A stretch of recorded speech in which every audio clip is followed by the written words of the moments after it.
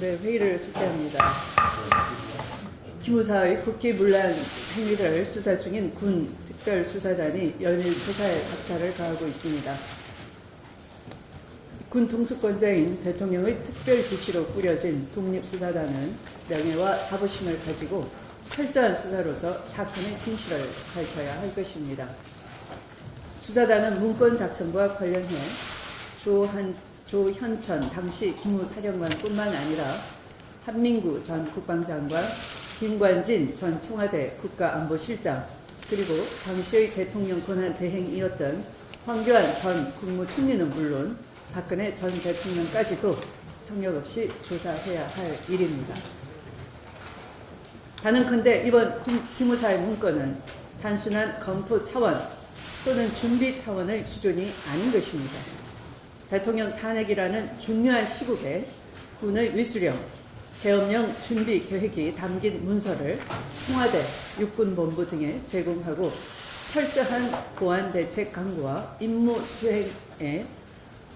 수행 준비에 만전을 기하겠다라고 적혀 있었습니다. 이를 단순 참고용이라고 변명한다면 누가 믿을 수가 있겠습니까? 또 휴전선을 지키고 있는 전방부대를 서울을 포함하여 후방으로 이동하는 계획은 윗선의 명령과 허가 없이는 불가능한 일입니다. 명령에 살고 명령에 죽는 군 특성상 100% 사전에 치밀하게 계획된 친위 쿠데타 계획 문건이라는 심정이 굳어지고 있습니다.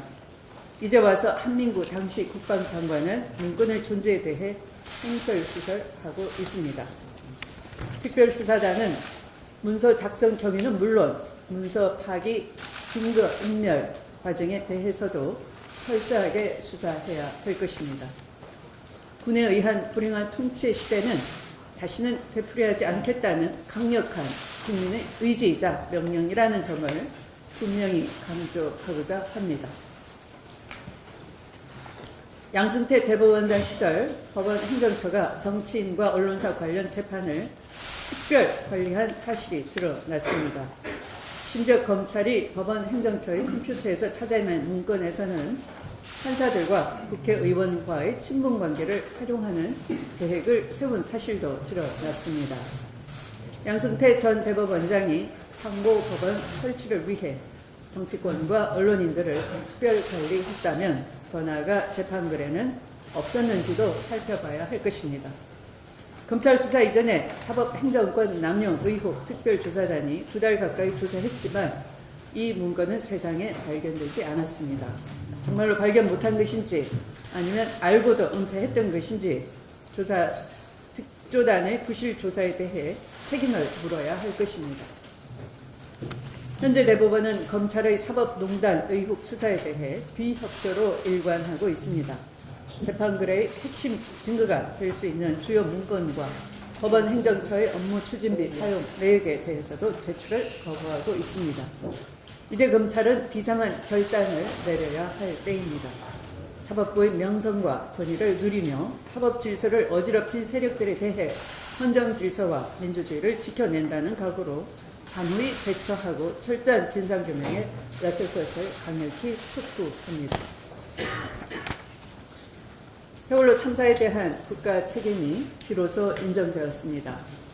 어제 서울중앙지법은 국가와 청해진 해운에 세월호 참사의 책임을 물어 희생자 유가족에게 손해배상금을 지급하라고 판결했습니다.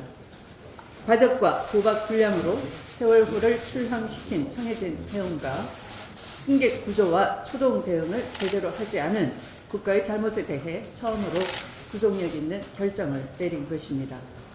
세월호 희생자 유가족이 소송을 제기한 지 2년 10개월, 세월호 참사가 일어난 지 4년 3개월 만에 책임 소재를 밝힌 의미 있는 결정이라 하겠습니다. 국민의 생명과 안전을 지키는 것은 국가의 당연한 의무라 하겠습니다. 무엇보다 국민이 급박한 위험에 처해 있음을 알고도 구체적인 지시 없이 희생을 키웠던 이전 정부의 무능과 무책임 탓입니다.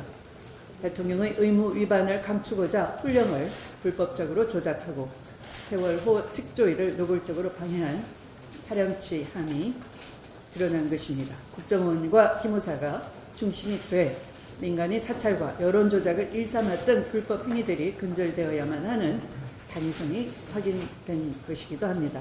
아직 세월호 선체 수색과 침몰 원인에 대한 진상규명이 끝나지 않았습니다. 더불어민주당은 세월호의 진실 조각을 맞추고 끊임없이 안전 시스템을 점검함으로써 안전한 사회를 만드는 데 적극적으로 앞장서겠습니다. 말씀을 마치겠습니다. 폭염, 무더위, 건강 조심하시기 바랍니다. 18일 열린 경제장관 회의에 따르면 우리 사회의 경제 양극화 추세가 지속되는 가운데 저소득층의 상황이 악화되고 있습니다. 하지만 급속한 고령화, 산업의 자동화라는 구조적 요인은 경제 문제의 단기적 해결을 어렵게 하고 있습니다. 두터운 사회 안전망을 마련할 필요성이 제기되는 지점입니다. 정부는 재정 지출 상승률을 높이고 고용보험 가입 대상을 확대하며 근로장려금을 확대하는 등 적시성 있는 대책을 내놓고 있습니다. 우리나라의 재정을 통한 소득 분배 개선 효과는 OECD 27개국 가운데 27위에 불과해 적극적인 재정 확대가 요구됩니다. 고용보험 가입 대상의 확대는 경제의 체질 개선 과정에서 실업의 고통을 감내하는 국민의 고통을 들어줄 것이고, 근로장려금은 국가가 소득 분배에 직접 나서는 정책이라는 점에서 의미를 가집니다. 아무런 문제가 없는 나라는 없습니다. 어려움 앞에 포기하지 않는 나라가 있을 뿐입니다. 더불어민주당은 이러한 국민과 함께 포기하지 않겠습니다. 우리 경제가 구조적 문제를 극복하고 새로운 성장 동력을 찾을 때까지 장단기적 대책까지 계속 강구해 나갈 것입니다. 감사합니다.